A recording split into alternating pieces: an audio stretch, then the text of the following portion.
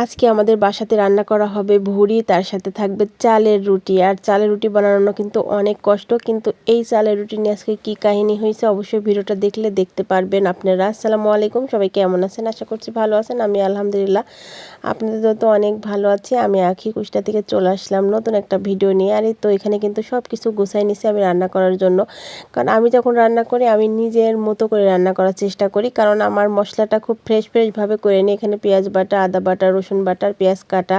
আর এখানে ভুড়িগুলো কিন্তু খুব সুন্দর করে ধুয়ে রেখে দিছি, কারণ আজ কয়েকদিন আগেই কিন্তু ফ্রিজে ভুড়ি রাখা হয়েছিল, কারণ সবাই একসঙ্গে হচ্ছিল না আর খাওয়াও হচ্ছিল না। কারণ একসঙ্গে সবাই মিলে খাওয়ার মজাটাই অনেক বেশি। আর আমাদের বাসাতে যেহেতু একটু কম বেশি, একটু মানুষ বেশি, আর এই কয়েকদিন কিন্তু 2 মাস মতো কিন্তু আমাদের বাসাতে আমি, ইমরান, আম্মা আর আমাদের বাসায় যে আপা থাকে সেই ছিলাম। আর অবশ্যই আমাদের ফ্ল্যাটে সব ননদ যা থাকে ওরা কিন্তু আলাদা ছিল। তো যাই হোক, আমার আজকে কিন্তু চালের রুটি দিয়ে রুটি বানানো মানে ভুড়ি খাওয়া হবে। বাসার সবার অনেক পছন্দ, আর এটা কিন্তু গ্রামের মানুষের খুবই পছন্দ। আর গ্রামের মানুষ কিন্তু অনেক সুন্দর করে রুটি বানাতে পারে, আমার মা অনেক সুন্দর করে বানাতে পারে, কিন্তু আমিও পারি মোটামুটি, কিন্তু সেভাবে অত সুন্দর হয় না। কিন্তু চালের আটা কাটতে যায় যে এত অবস্থা খারাপ হয়ে গেছে, আসলে এটা সবাই কিন্তু পারে না। আর গ্যাসের চুলাতে বানাতে গেলে একটু কষ্টই হয়ে যায়।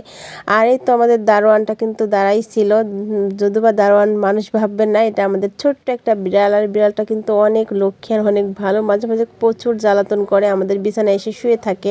তো এটা কিন্তু নিচে থাকে, মানে আমার নিচে যে ননদ থাকে সে ননদ কিন্তু দুধ মাখায় ভাত দেয়। আর এখানে কিন্তু রুটিগুলো আমি ছেঁকে নেব।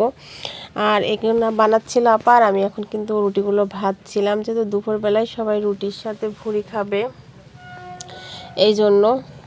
এখন প্রেশার কুকারের মধ্যে যেহেতু রান্না করব, আর প্রেশার কুকারের মধ্যে তেল, গরম মশলা, এলাচ, দারচিনি, তেজপাতা, পেঁয়াজ পরিমাণ মতো দিয়ে দিছি। আর দিয়ে কিন্তু এখন মশলাটা আমি কষাচ্ছি।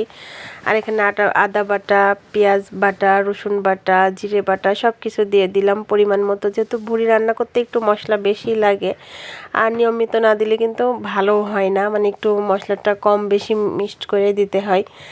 আর এই রান্নাটা কিন্তু অনেক বেশি মজা করে সবাই পছন্দ করে। আর ভুড়িটা কিন্তু একদিনের রান্নাটা ভালো লাগে না, দ্বিতীয় দিন রান্না করলে অনেক বেশি ভালো লাগে। যদিও আজকেই আমরা খাবো, কারণ আমি 2-1 দিনের মধ্যেই চলে যাব মায়ের বাসাতে, এই জন্য আসলে রান্নাটা করা হচ্ছে। আর এদিকে কিন্তু আমার মশলা কষানোটা প্রায় শেষের দিকে, মানে একটু বেশিক্ষণ ধরে মশলা কষালে রান্নাটা অনেক বেশি মজা হয়। আর যেদিন স্পেশালভাবে রান্না বা এমনি যেদিন আমি রান্না করি সেদিন বাসার সবারই খুব পছন্দ হয় আর আমাকে রান্না করতে বলে। আর এদিকে কিন্তু মশলাটা কষানো হয়ে গেছে, আর আমি এখন কিন্তু সব ভুড়িগুলো দিয়ে দিছি।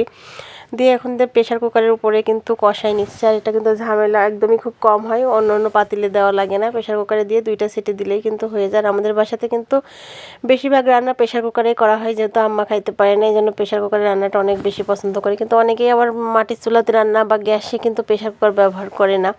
তা আমাদের বাসাতে প্রেশার কুকারটা খুবই ব্যবহার করা যায় আর করা হয়। আর এদিকে কিন্তু রুটিটাও আমার হয়ে গেছে, আর এদিকে কিন্তু আমি এটা রান্না করছি। তো যাই হোক, আজকের ভিডিওটা এই পর্যন্ত। সবাই ভালো থাকবেন, সুস্থ থাকবেন। আর আমার ভিডিওটা যদি বেশি ভালো লাগে অবশ্যই লাইক করে শেয়ার করে সবাই পাশে থাকবেন। Bye bye.